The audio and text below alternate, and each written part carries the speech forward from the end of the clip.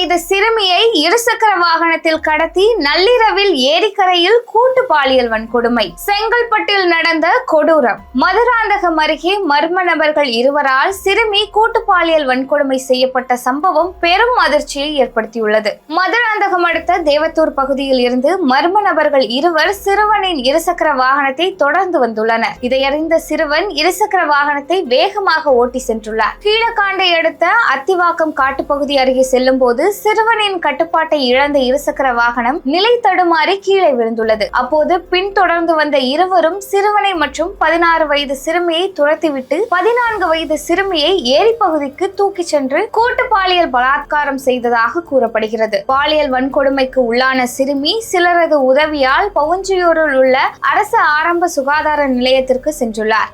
அங்கிருந்து மேல் சிகிச்சைக்காக செங்கல்பட்டு அரசு மருத்துவக் கல்லூரி மருத்துவமனைக்கு அனுப்பி வைக்கப்பட்டுள்ளார். சிறுமிக்கு நேர்ந்த கொடூரம் குறித்து கேட்டறிந்த மருத்துவர்கள் மேல்மருவத்தூர் அனைத்து மகளிர் போலீசாருக்கு தகவல் தெரிவித்துள்ளனர். இதனைத் தொடர்ந்து போலீசார் வழக்கு பதிவு செய்து விசாரணை மேற்கொண்டு வருகின்றனர்.